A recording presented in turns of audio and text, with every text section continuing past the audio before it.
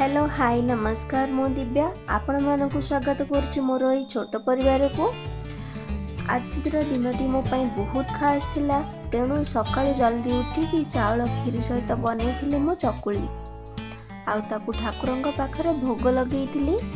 आमर ओडिया परंपरा अनुसार प्रथमे मो पुआ रितीश को बंदापना कर देइथिली काहेकि ना आज तार बर्थडे थिला।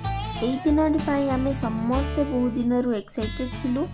पूर्व दिन राति रे ताको विश करके ता सह 2 मिनिट मेडिटेशन करैथिली। जन्मदिनटी आम पाई बहुत खास होई थाए काहेकि ना से दिन भगवान को सहित आमर डायरेक्ट कनेक्शन होई थाए। आउ आमे जेतिकी से दिन साइलेंट रहिबा भगवान को स्मरण करिबा आम पाई सेतिकी लाभदायक होई थाए। यही सब शिक्षा यही सब हस खुशी मस्ती आपण मानक सहित शेयर करुच्ची यही वीडियो माध्यम ऑलरेडी मुता सांग मानकू इनवाइट कर देइथिली पूर्व दिन रु। तापरे खरा बेले मु घर को डेकोरेट करथिली। धान तापड़े हेकेडी साजा सजा बहुत जोरसोर रे चलची।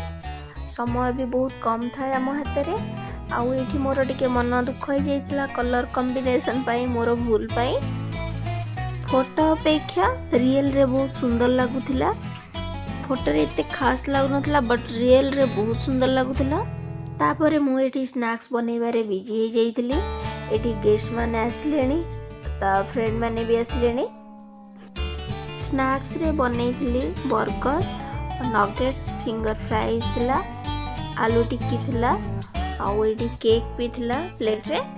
समस्त को मो स्नैक्स दे सारा पर जो फोटोशूट चलता केक कटिंग ऑलरेडी सर जाइतिला। आउ एठी रिद्धि ता निजको निजे गोटे साइकिल गिफ्ट करथिला। ता निजको निजे माने हला ता बाबा ताकू पॉकेट मनी किछि दिन तळे दोथले आ ताकू सेविंग सिखा जाउथला। से सेविंग रो से किछि ता निज पय गोटे साइकिल लेला आ से बहुत खुशी ता निज पय से गोटे गिफ्ट आनछि बोली।